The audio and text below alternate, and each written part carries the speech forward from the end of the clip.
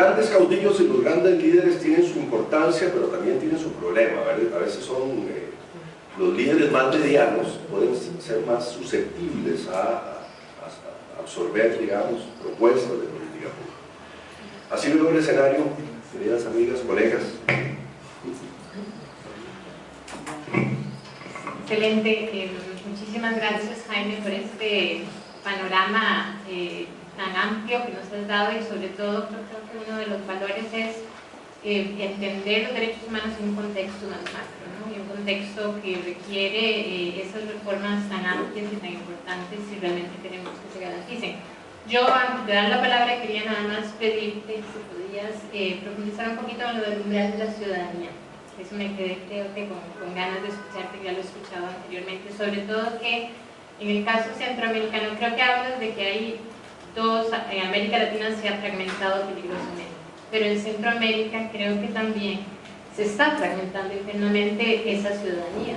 En el estado de la región nos hablaba que hay 17.3 millones de personas en condición de exclusión social, lo que significa 3.3 familias en exclusión social, y esa exclusión social significa que no tienen ni posibilidad alguna de acceder a un empleo, ni tienen posibilidad de recibir protección del Estado.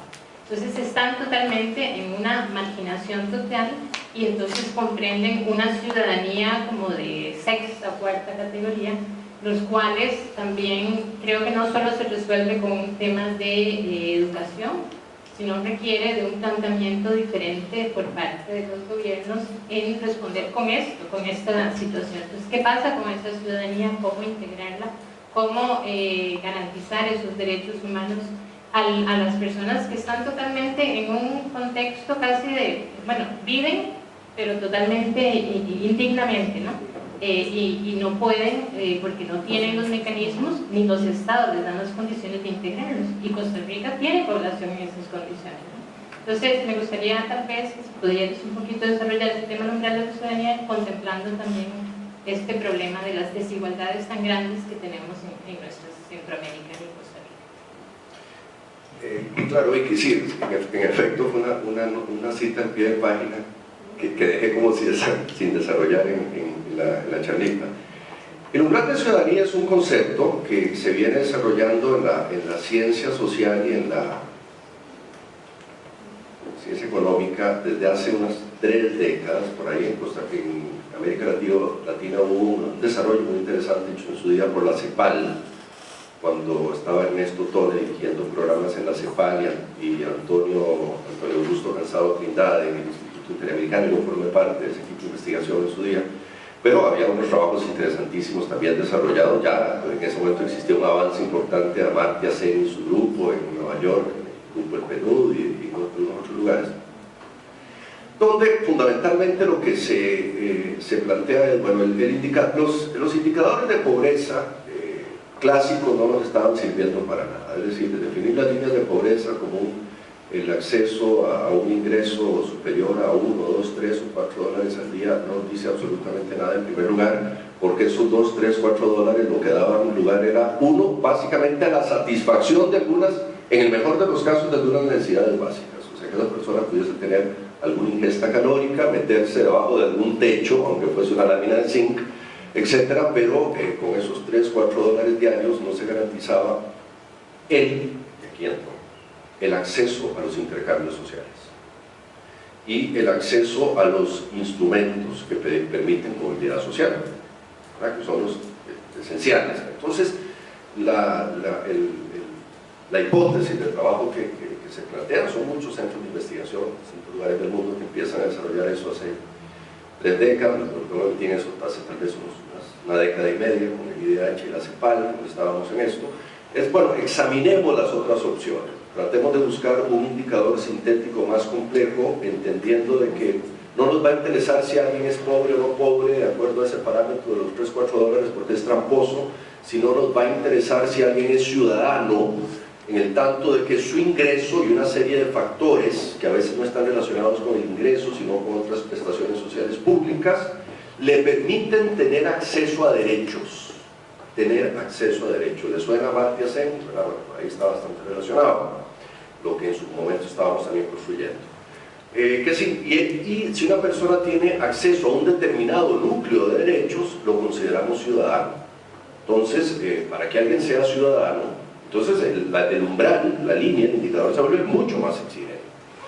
Mucho más exigente. Es decir, una persona es ciudadana si logramos que no únicamente tenga acceso a 1.600, 2.000 calorías al día, sino aparte de esto, que tenga acceso a una educación competitiva que al menos le permita tener intercambios en la sociedad, intercambios de orden económico, intercambios de orden intelectual, a una salud pública preventiva y a la garantía de una salud pública curativa, a un régimen de participación y derechos políticos razonable, ¿verdad?, determinadas, etc. Entonces, si no se cumple, inclusive el indicador sintético ahí está bastante relacionado. Yo les puedo hacer llegar Ricky y Laura los trabajos que desarrollaron en su día para que lo compartan con los colegas. Hay un indicador sintético, por ejemplo, en ese modelo tiene mucho mayor valor la salud curativa que la salud, la salud preventiva que la salud curativa, desde luego, es decir, está muy estudiado en no solo los saludistas, sino en general en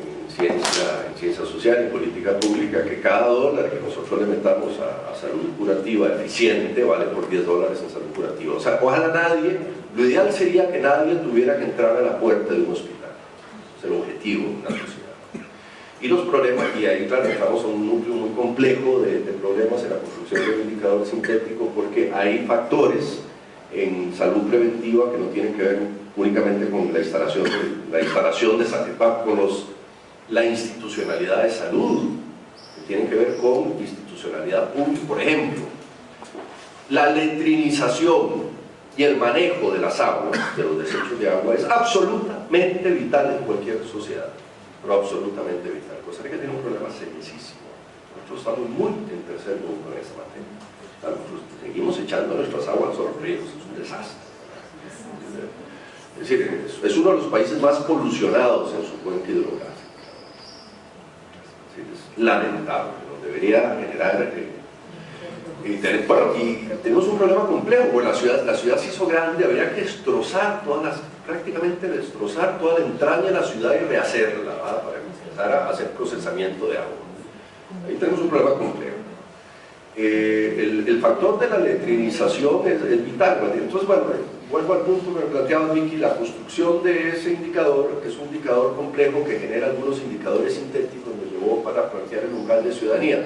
Yo les diría que hoy día, por ejemplo, el modelo, el diseño actual del informe de desarrollo humano del PNUD está hecho fundamentalmente con un criterio umbral de ciudadanía, ¿verdad?, muy interesante, una gran cantidad de áreas, etc. Y ojo, en ese criterio, en ese umbral, Costa Rica pasó en los últimos 18 años del lugar 35 al lugar 69-70.